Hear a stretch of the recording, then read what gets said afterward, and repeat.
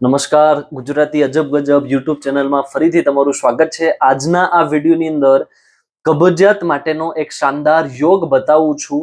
એ છે મલાસન નામનો યોગ। બધા લગભગ જાણે જ છે, પણ જેમ જેમ વધારે લોકો જાણતા થશે એમ એમ ગુજરાતની અંદર દરેક વ્યક્તિઓને કબજિયાત જેવી નાની મોટી તકલીફોથી ઘરે બેઠા જ દવાઓ વગર જ સારું થઈ શકે, એ માટે આ વિડીયો તમારે બધાને શેર પણ કરવાનો છે અને હું પણ લગાતાર તમારા માટે વિડીયો આ પ્રકારના બનાવતો રહીશ। મલાસન કઈ રીતે કરવાનું છે દરેક વ્યક્તિ કરી શકે। જેમને ગોઠણના દુખાવા હશે કદાચ એ લોકો આ એક્સરસાઇઝ યોગ છે એ નહીં કરી શકે।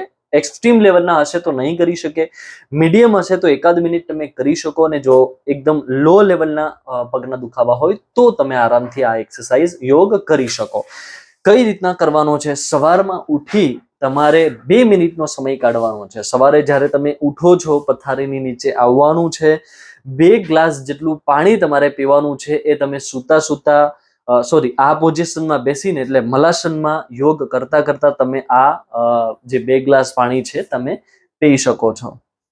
તો આના માટે તમારે સૌથી પહેલું કાર્ય કરવાનું, ઊભા થઈ બંને પગનું અંતર આ રીતના રાખવાનું છે। નોર્મલ અંતરે આ રીતના વાઇડ આ રીતના રાખવાના છે, બંને અલગ અલગ દિશાઓની અંદર। એ પછી આ રીતના નીચે બેસવાનું છે। આ રીતના નીચે બેસી ગયા। જો તમને આ રીતના બેસી ન શકાતું હોય તો આપણા હિપ્સની નીચે તમે ઓશીકું પણ રાખી શકો, અથવા નોર્મલ કોઈ વસ્તુ એવી રાખી શકો કે જેથી થોડું તમને જે પ્રેશર છે એ ઓછું થાય। ઘણા લોકોનું વજન વધારે હોય તો આ પોઝિશનમાં ન બેસી શકે, તો એમને મતલબ આનો કોઈ ફાયદો પણ ના થાય મલાસનનો। હવે આ પોઝિશનમાં બીજું શું કરી શકો તમે? આની અંદર આ રીતના બંને હાથ આ રીતના રાખીને પણ તમે કરી શકો। બંને હાથને આ રીતના ઘસી શકો, જેનાથી એની અંદર જે ઘર્ષણ થશે, એની અંદર જે ગરમી ઉત્પન્ન થશે એ ગરમ થશે। એ પછી તમે આંખ ઉપર રાખી શકો।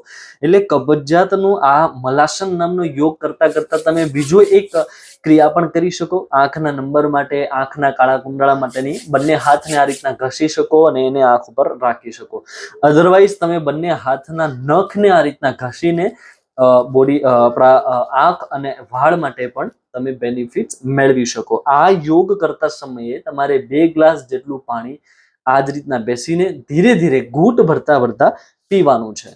આનાથી તમારા આપણા જે આંતરડા છે, આપણા જે આ આંતરડા છે એની અંદર એક એવું પ્રેશર, મતલબ એની જે નસો છે અથવા તો જે આંતરડાથી નીચે તરફ જે મળ હોય એ સરકે છે, ગતિ કરે છે, અને જે લોકોને કબજિયાતની તકલીફ હોય, મળ છે આંતરડામાં ચોંટેલો રહેતો હોય, એ મળ પણ ધીરેથી નીચે તરફ જાય છે। જેથી તમે 2 ગ્લાસ જેટલું પાણી પીશો અને આ પોઝિશનમાંથી ઊભા થઈ 2-3 મિનિટ વોકિંગ કરશો એટલે તમને તાત્કાલિક પ્રેશર આવશે અને તમારે મળ ત્યાગ કરવા માટે જવું પડશે।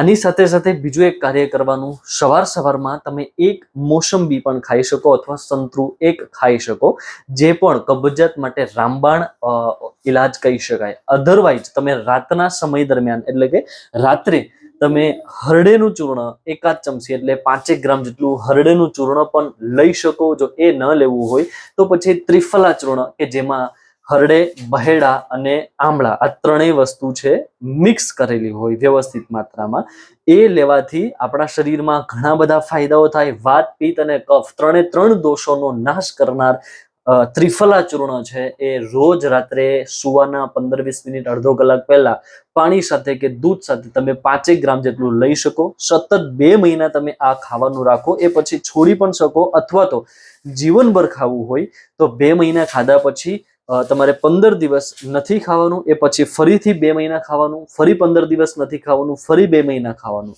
આ રીતના કરવાનું રાખશો તો તમને એનું કોઈ નુકસાન પણ નહીં થાય અને રોજ તમને એના ફાયદાઓ મળશે, જે તમારા આવનારા સમયમાં પિત્ત, વાત અને કફ ત્રણેના જે અંદર જે રોગ થયા હશે એનો નાશ કરી તમને એકદમ સ્વસ્થ બનાવી નાખશે। મલાસન રોજ કરવાનું રાખજો। જેમને પગના દુખાવાની તકલીફ છે એ લોકો મલાસન ના કરે તો વાંધો નહીં, એ લોકોએ હરડેનું ચૂર્ણ અને સવારમાં મોસંબી કે 1 સંતરાનું સેવન કરી ત્યાર પછી મળત્યાગ કરવા જવાનું છે। અને રેગ્યુલર એક સમય દરમિયાન જ મળત્યાગનો એક સમય રાખવો, જેથી આપણે આરામથી આપણું સંડાસ છે એ ત્યાગ કરી શકીએ। આ વિડીયો લાઈક કરો, શેર કરો અને ચેનલ ઉપર નવા હો તો સબસ્ક્રાઇબ કરી દો. આભાર.